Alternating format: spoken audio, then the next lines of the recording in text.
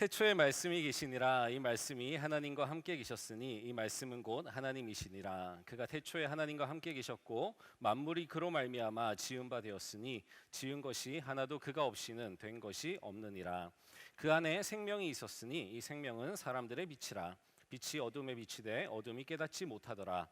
하나님께로부터 보내심을 받은 사람이 있으니 그의 이름은 요한이라. 그가 증언하러 왔으니 곧 빛에 대하여 증언하고 모든 사람이 자기로 말미암아 믿게 하려 함이라. 그는 이 빛이 아니요 이 빛에 대하여 증언하러 온 자라. 참빛 곧 세상에 와서 각 사람에게 비추는 빛이 있었나니 그가 세상에 계셨으며 세상은 그로 말미암아 지은 바 되었으되 세상이 그를 알지 못하였고 자기 땅에 오매 자기 백성이 영접하지 아니하였으나 영접하는 자 곧 그 이름을 믿는 자들에게는 하나님의 자녀가 되는 권세를 주셨으니 이는 혈통으로나 육정으로나 사람의 뜻으로 나지 아니하고 오직 하나님께로부터 난 자들이니라. 말씀이 육신이 되어 우리 가운데 거하심에 우리가 그의 영광을 보니 아버지의 독생자의 영광이요 은혜와 진리가 충만하더라. 요한이 그에 대하여 증언하여 외쳐이르되 내가 전에 말하기를 내 뒤에 오시는 이가 나보다 앞선 것은 나보다 먼저 계심이라 한 것이 이 사람을 가리킴이라 하니라. 우리가 다 그의 충만한 데서 받으니 은혜 위에 은혜로라. 율법은 모세로 말미암아 주어진 것이요 은혜와 진리는 예수 그리스도로 말미암아 온 것이라. 본래 하나님을 본 사람이 없으되 아버지 품속에 있는 독생하신 하나님이 나타내셨느니라. 아멘. 사실 이 요한복음은 제가 너무나 좋아하는 성경 말씀이에요. 물론 성경 66권 다 좋아하지만 사실 그럴 수는 없잖아요. 그중에 제일 좋아하는 게 또 따로 있지 않겠습니까? 그래서 요한복음이 제가 정말 좋아하고 정말 많이 읽었던 말씀입니다. 왜냐하면 요한복음이 되게 친근해요. 그래서 예수님에 대해서 참 친근하게 알 수 있는, 어떤 친근함이냐면 예수님의 속마음을 알 수 있는 그런 구절들이 되게 많아요.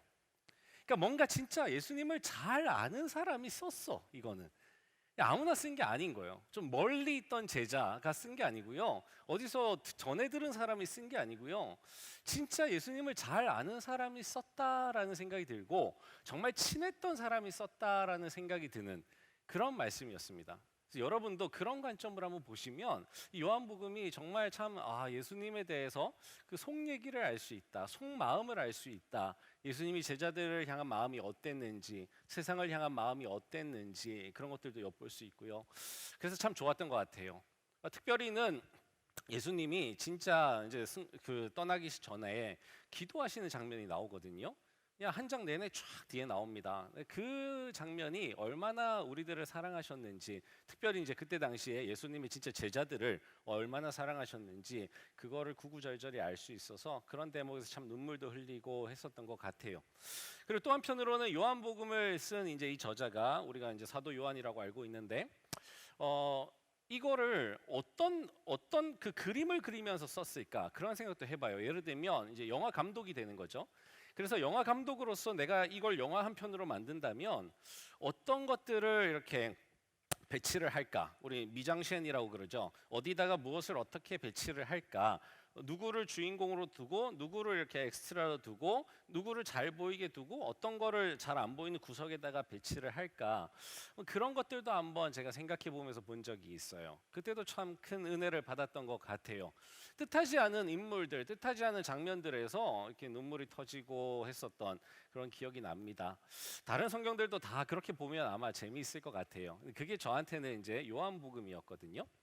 근데 그 중에서도 오늘 이제 1장 1절부터 18절은 보통 이제 서론이라고 합니다. 근데 제가 제목이 요한에게 예수님이란이잖아요. 그렇죠?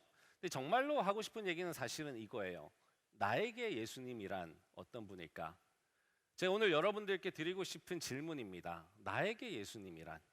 요한에게 예수님이라는 1장 1절부터 18절 서론부터 시작을 해서 그 뒤에 쭉쭉쭉쭉 이야기가 나옵니다.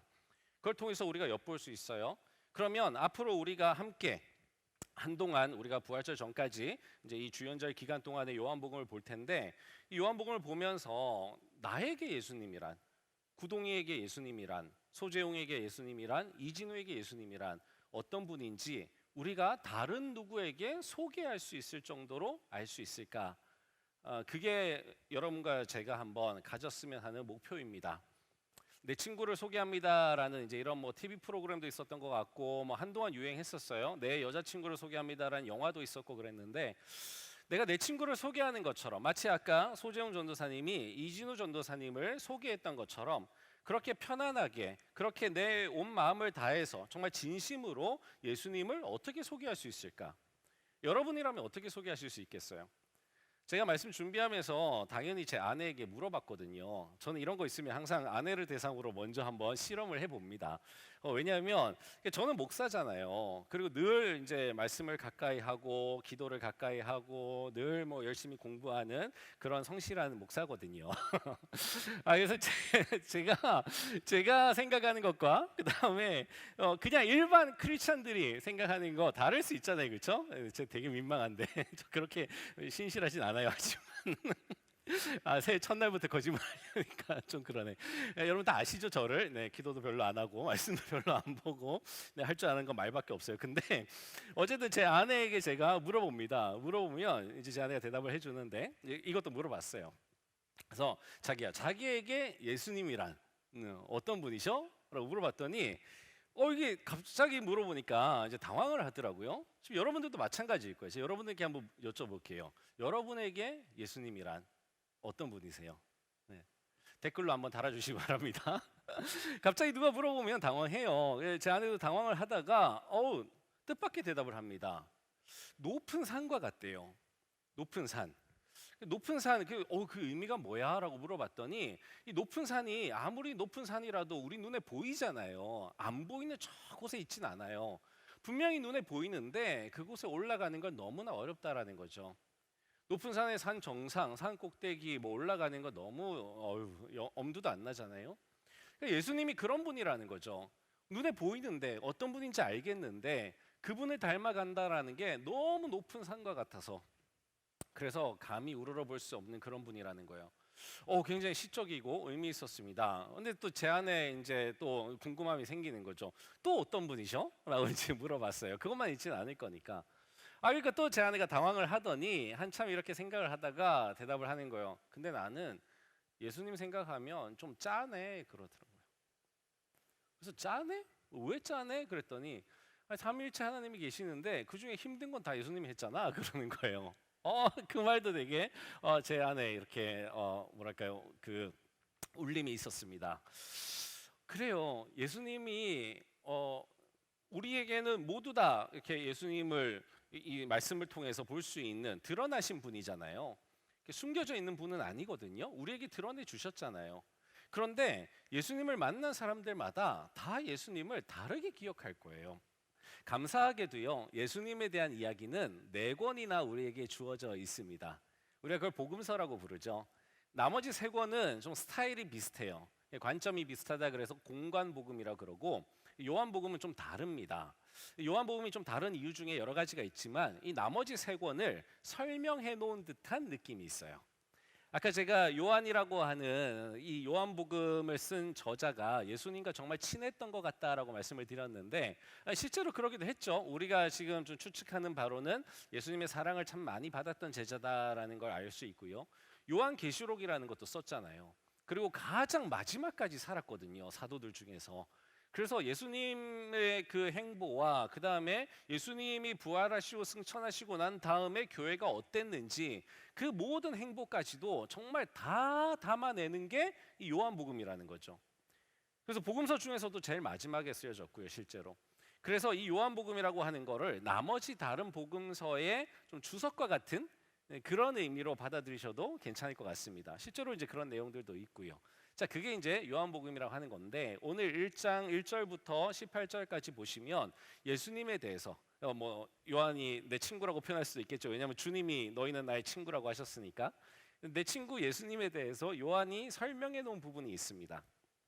보통 신학적으로는 뭐 서론이다라고 표현을 하죠. 이 책에 있어서도 우리가 처음에 논문을 쓴다면 이제 서론부터 쓰고 이렇게 흘러가는데 뭐 그렇게 볼 수도 있을 것 같고 또 한편으로는 서론이라고 하는 기능이 이제 요약이라고 하는 게 있으니까 이 책에서 요한복음에서 뭘 말하고 있는지 그걸 요약해서 써놓은 부분이다라고 볼 수도 있겠고 또 한편으로는 강조점이다라고 볼 수도 있을 것 같아요. 다 비슷한 말일 것 같기도 한데 이 요한이라고 하는 사람이 예수님을 어떻게 바라보는지 그걸 이제 강조하고 싶은 것 중에 그 시대에 맞게끔 뭔가 대변하고 싶은 것도 있잖아요. 아, 예수님 그런 분 아니야. 오해하고 있는 사람들에게 뭔가 이런 분이야 라고 얘기하고 싶은 부분들이 있을 거거든요. 그걸 먼저 강조해 놨다라고 볼 수도 있을 겁니다. 하여간 우리가 뭐 저자인 요한을 만난 게 아니기 때문에 실제로 어떠한 의미로 이 요한복음의 첫 장을 시작을 했는지는 잘 모르지만 이제 그렇게 추측해 볼 수 있다라는 거죠. 자, 그렇게 해서 봤을 때 지금 제가 이제 써 놓은 것처럼 한 7가지 정도로 구별할 수 있습니다. 물론 그 안에는 더 세분화되어 있죠. 단어들을 제가 쭉 나열을 해놨는데요. 1장 1절부터 오늘 한번 천천히 보길 원합니다. 제가 성경책 가져왔듯이 여러분들도 성경을 한번 펴보시고요. 성경 어플도 한번 열어보시고 1장 1절부터 이 요한이 예수님에 대해서 어떻게 설명해 놨는지 한번 같이 봤으면 좋겠어요. 긴 시간 걸리진 않을 겁니다. 자, 이렇게 시작을 합니다. 태초에 말씀이 계시니라. 이 말씀이 하나님과 함께 계셨으니 이 말씀은 곧 하나님이시니라 라고 합니다. 여러분, 뭔가 태초에 말씀이 계시니라 비슷한 구절이 있어요. 그렇죠? 태초가 들어가면 우리 머릿속에 딱 떠오르는 게 있습니다. 뭐죠? 창세기로 넘어가면 창세기 1장 1절이죠. 그렇죠? 창세기 1장 1절에 이렇게 나와 있네요. 태초에 하나님이 천지를 창조하시니라. 그렇죠? 태초에 하나님이. 근데 여기에는 태초에 말씀이 계시니라라고 시작을 합니다. 오, 요한이 태초를 언급했어요. 여러분, 우리가 태초를 알 수 있을까요? 참 애석하게도요. 우리가 쓰는 단어들 중에 우리가 감도 못 잡는 단어들이 많아요. 예를 들면 영원이라는 단어 있죠. 우리는 영원이라고 하는 단어를 얘기를 합니다. 하지만 영원이라고 하는 거를 우리가 자로 잴 수 있나요? 못 재요. 어떠한 기준으로도 우리는 잴 수가 없어요. 왜냐하면 인간은 무한한 존재가 아니거든요. 영원한 존재가 아닙니다. 우리는 한계가 있어요. 그래서 제한된 존재이기 때문에 영원이라고 하는 걸 상상할 수가 없습니다. 그냥 저 같은 경우에는 이제 뭐 우주가 무한히 넓다, 아니면 우리의 뭐 시간 영원한 사랑 뭐 이런 거 얘기했을 때 그냥 크다, 그냥 이런 정도로 생각을 하지 정말로 그 영원이라고 하는 게 얼마만큼 되는 시간인지 측정하지 못합니다. 그래서 영원일 수 있겠죠. 여러분, 태초라는 것도 마찬가지인 것 같아요. 뭐 시간의 처음, in the beginning이라고 얘기하니까 처음에 뭐 이렇게 할 수 있을 것 같아요. 이 처음, 근데 클테자를 붙여서 정말 가장 처음, 그 처음을 인간이 알 수 있을까요? 모릅니다. 그래서 어떤 사람은 이렇게 표현을 해요. 인간이 거슬러 올라갈 수 있겠죠. 우리의 조상의 거슬러 올라가도, 아무리 거슬러 올라가도 갈 수 없는, 다다를 수 없는 바로 그 시간의 처음, 그걸 태초라고 표현하시는 분들도 있고요. 어떤 분들은 이 우주의 처음이라고 하는데 물질적인 우주의 처음도 아닌 것 같아요. 하나님의 시간이니까, 하나님이 창조하시는 시간이니까 그게 언젠지는 물질적인 이 우주가 처음 만들어졌던 그 시간이다라고 할 수도 없는 거죠. 그보다 더 이전의 시간일 수도 있는 겁니다. 얘기가 길어졌는데 요한이 지금 태초를 언급하는 거예요.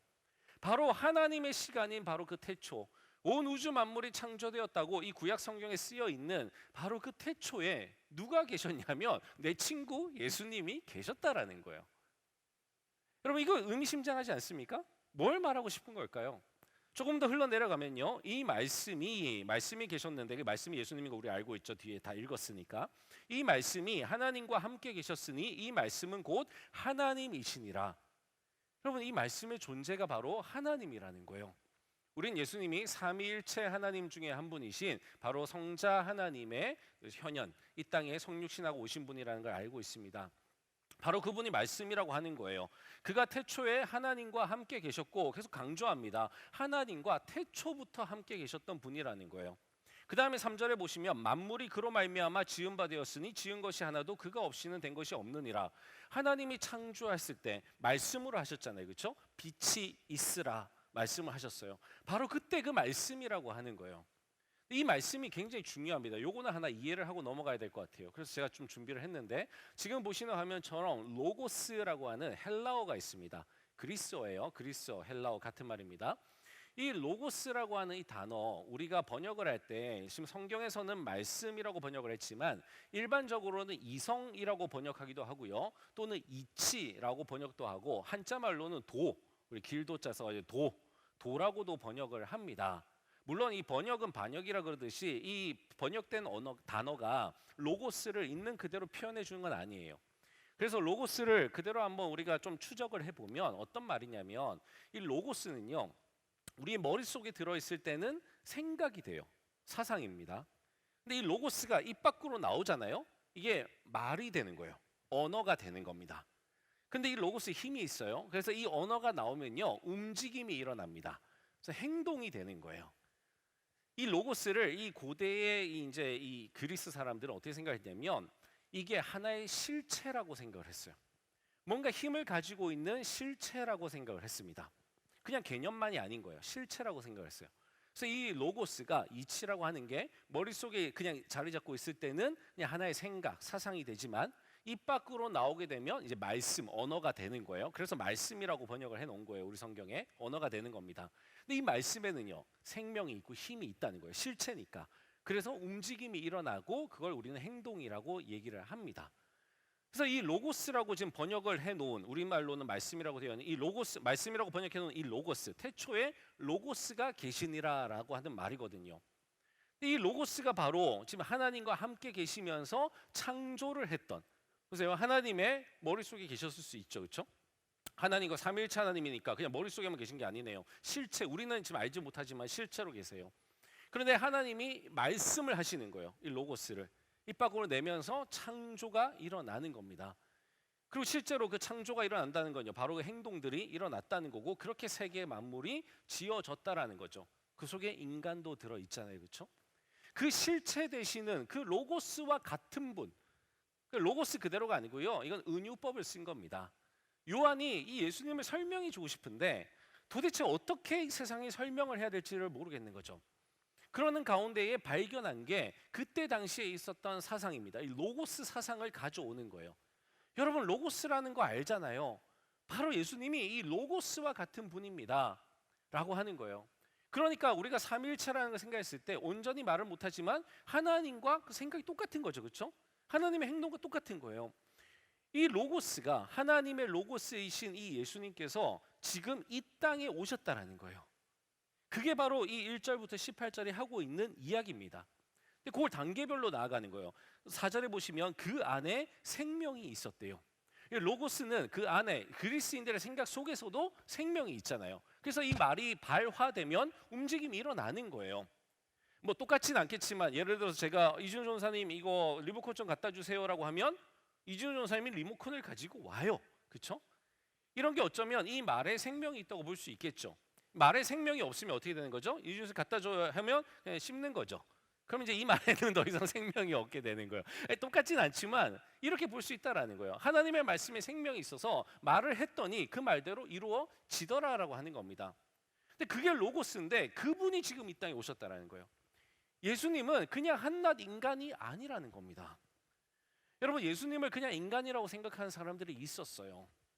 저도 옛날에는 그렇게 생각하는 사람 중에 한 명이었습니다. 우리는 처음에 예수님을 어떻게 배우죠? 교회 밖에서 4대 성인 중에 한 명으로 배웁니다. 그래서 어떻게 생각을 했냐면 부처님이 이렇게 막 열반이라고 하죠. 열반하셔서 뭐 원래 석가모니라고 부르나요? 시다르타라고 부르나요? 하여튼 인간이었는데 부처님이 되신 것처럼 예수님도 그런 거 아닐까? 원래 인간이었는데 뭔가 성령을 강하게 받은 거죠. 우리가 성령 충만하다고 하는 거하고는 완전 다른, 갭이 다른, 정말 뭐 충만하게 받아가지고 그냥 하나님의 반열에 오른 그런 분이 아닐까? 그런 생각도 옛날에 어릴 때 했었습니다. 혹시 여러분 중에도 그런 생각 하시는 분 있지 않을까 싶어요.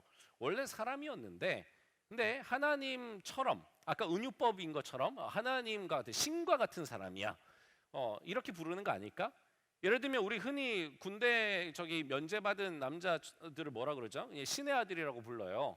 예, 그런 것처럼 예수님을 신의 아들, 하나님의 아들이라고 했을 때 그런 은유적인 표현 아닐까? 그렇게 생각하시는 분도 있을 겁니다.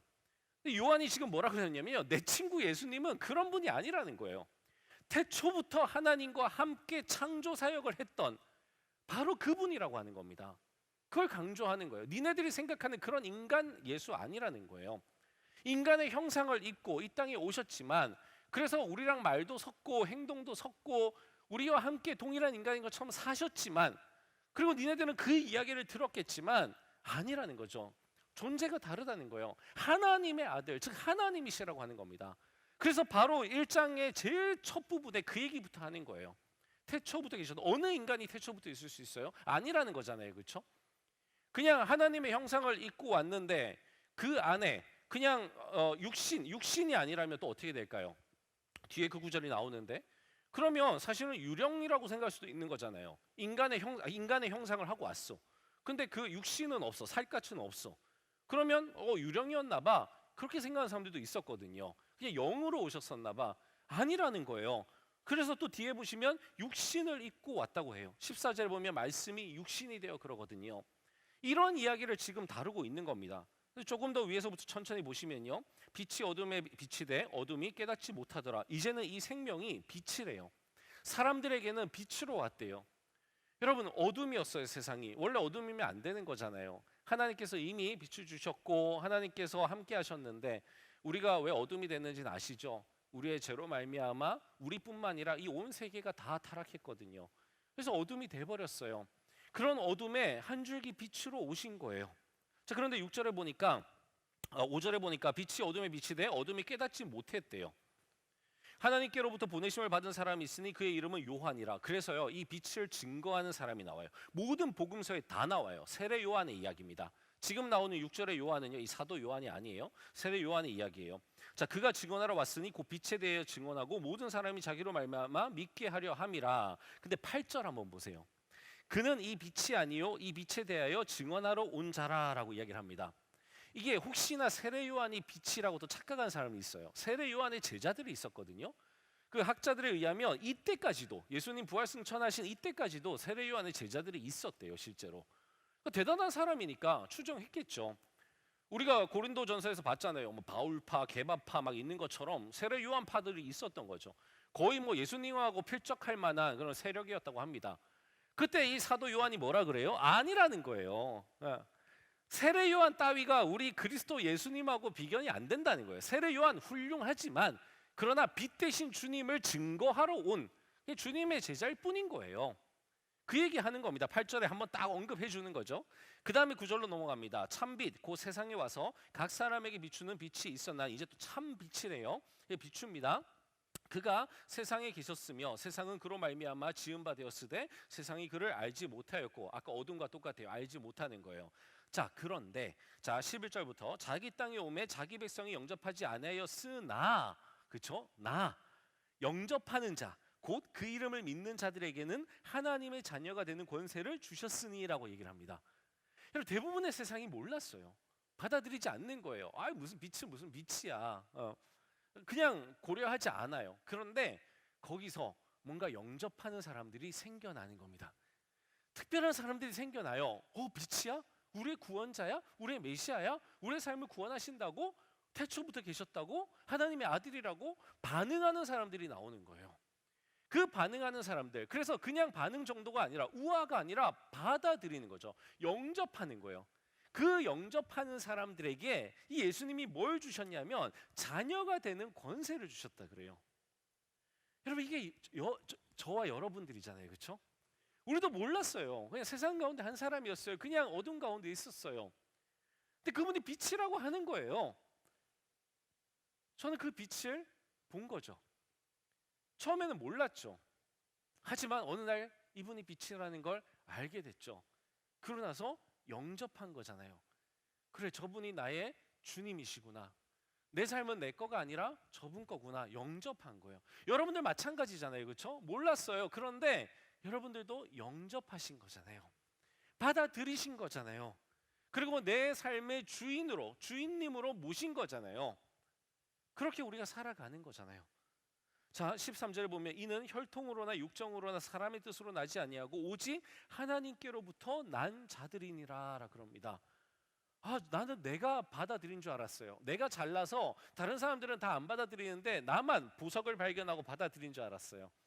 근데 그게 아니네요. 보니까 이건 하나님께서 주신 선물이에요. 하나님께서 주신 선물이에요. 모든 사람에게 다 주셨어요. 근데 그걸 내가 그냥 받아들인 거예요. 내가 땅을 캐고 내가 저기 어디 산을 정복해서 얻어낸 게 아니에요. 내가 공부해서 찾아낸 게 아닙니다. 하나님께서 우리에게 주시는 거예요.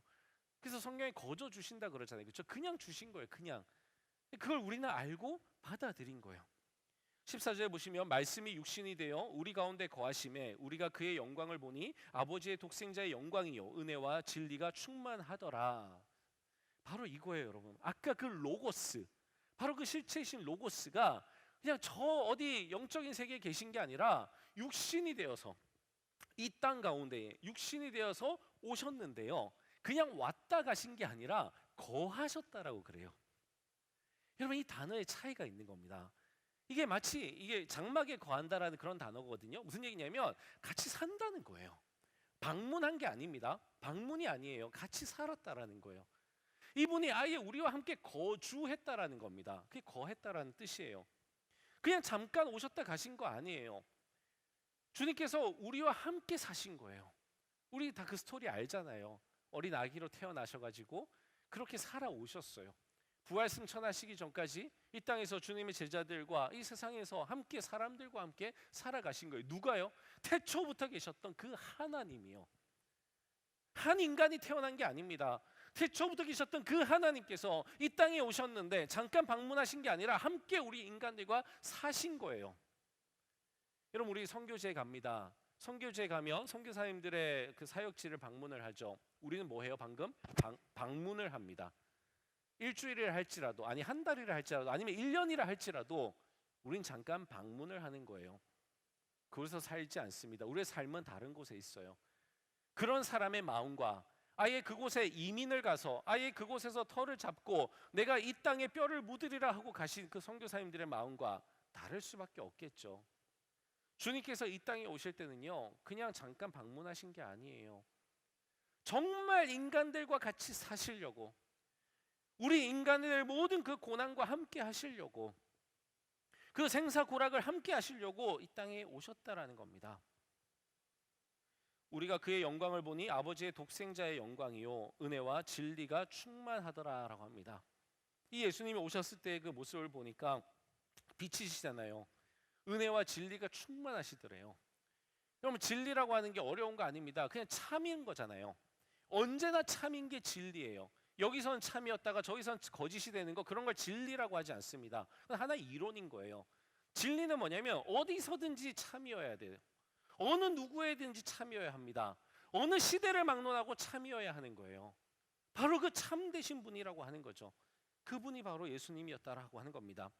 그리고 15절을 보니까 요한이 그에 대하여 증언하여 외쳐 이르되 세례 요한이에요. 내가 전에 말하기를 내 뒤에 오시는 이가 나보다 앞선 것은 나보다 먼저 계심이라 한 것이 이 사람을 가리킴이라 하니라. 다시 한번 요한에 대해서 언급하고요. 우리가 다 그의 충만한 데서 받으니 은혜 위에 은혜로라.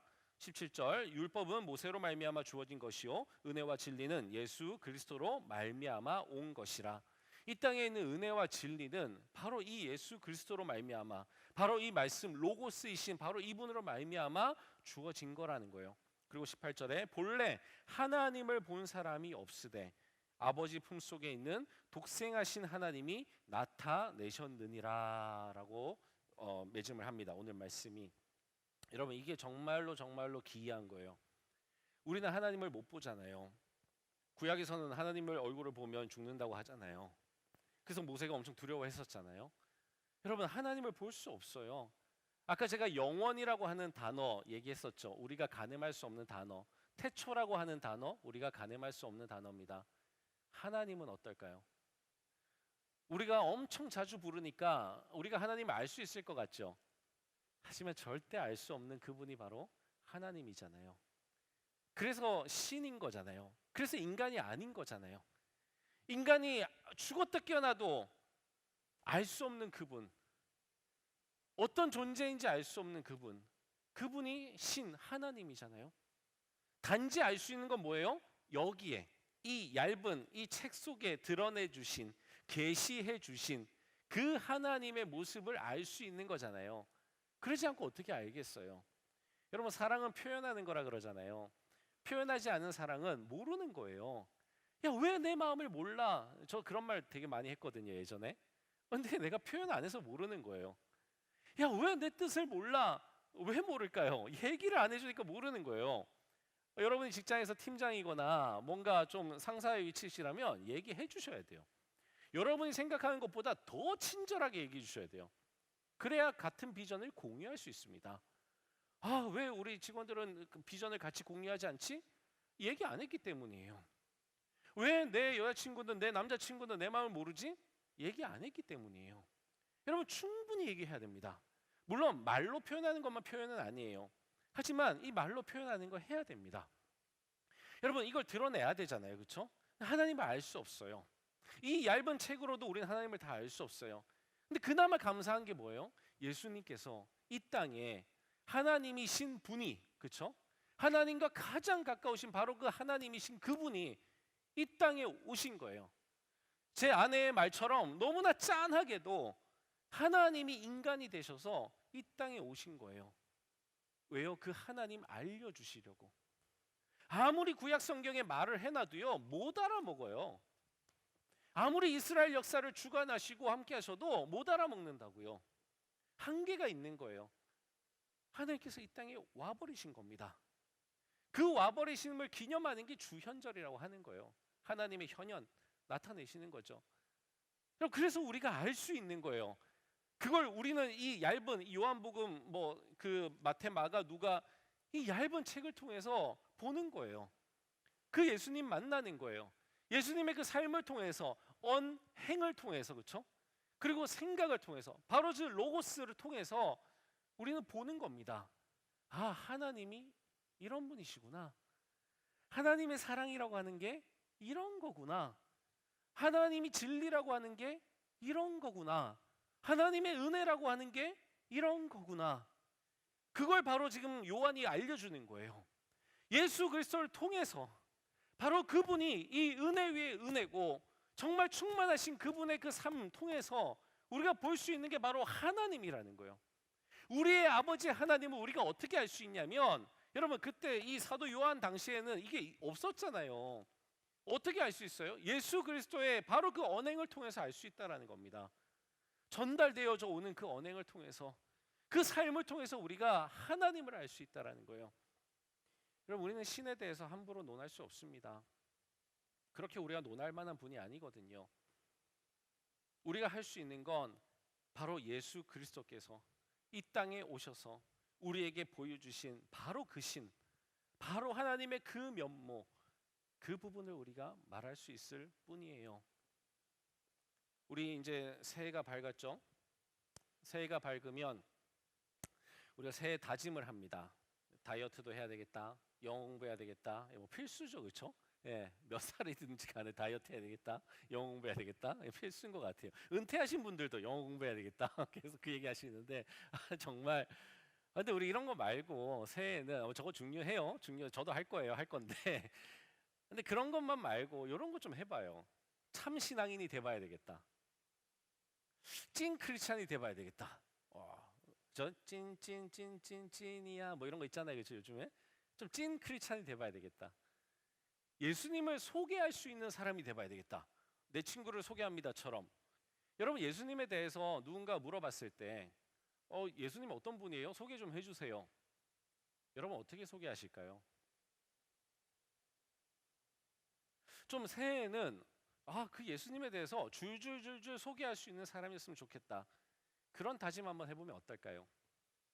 마지막으로 하나님 나타내기라고 제가 써놨는데, 예수님께서 독생하신 하나님이 나타내셨느니라 라고 이렇게 딱 되어 있는 것처럼, 우리도 예수님께서 하셨던 것처럼 나도 내 삶을 통해서 하나님 아버지를 나타내는, 감히 그런 생각 한번 해볼 수 없을까?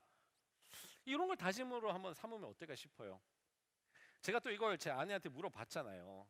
예, 자기야 내 삶을 통해서 좀 하나님이 드러나신 적 없어? 내가 좀 하나님을 좀 나타낸 그런 적 없어? 뭔가 내 언행을 통해서 야 진짜 하나님 살아계시구나 뭐 이런 거를 좀 느껴본 적 없어? 라고 물어봤어요. 괜히 물어봤죠, 그렇죠? 그 대답이 빨리 안 나오더라고요. 한참 고민을 하는 거예요. 근데 그러면서 이제 있지 뭐 자기는 설교도 하고 뭐 청년들 신방도 하고 그럴 때 보면 이제 하나님 드러나시지라고 그래요.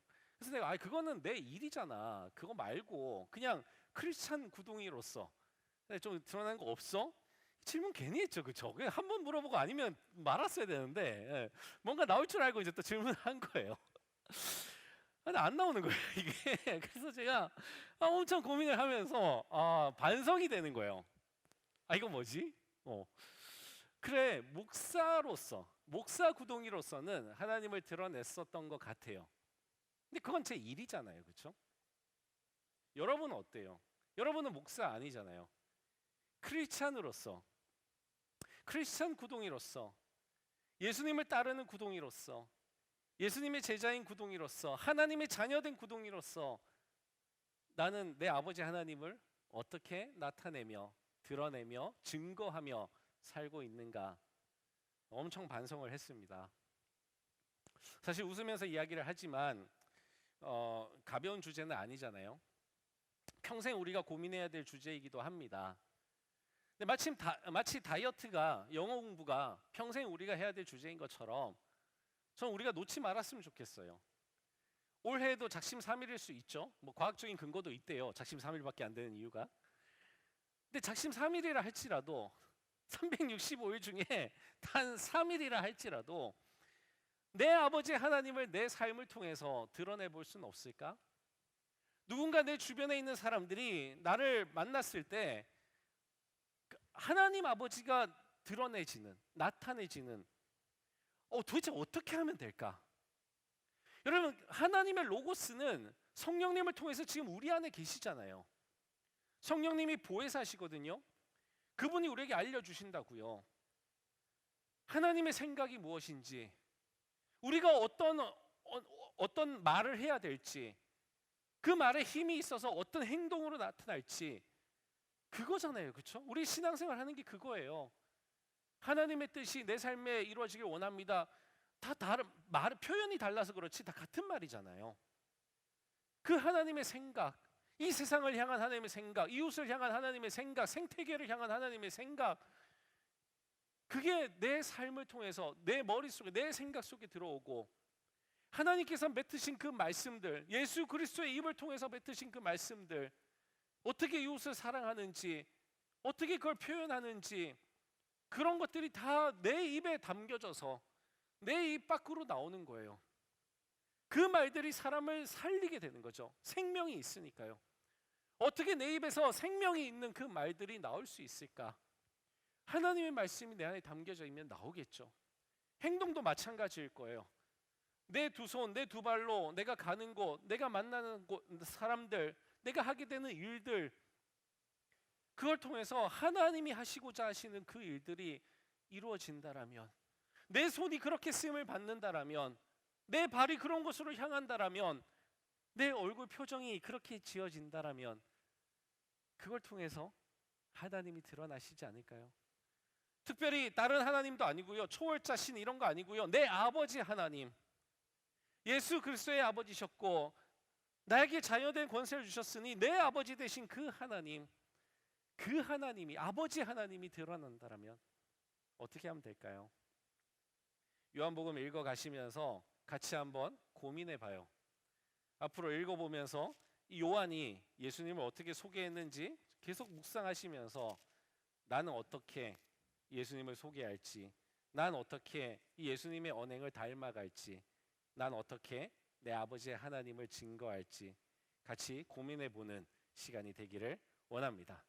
그래서 여러분의 2021년도가 그냥 2021년이 아니라 하나님과 더 가까워지고 예수님과 더 가까워지고, 바로 그 로고스 대신 그 예수님이 여러분의 삶 가운데 거하시는 그러한 2021년이 되기를 간절히 축복합니다.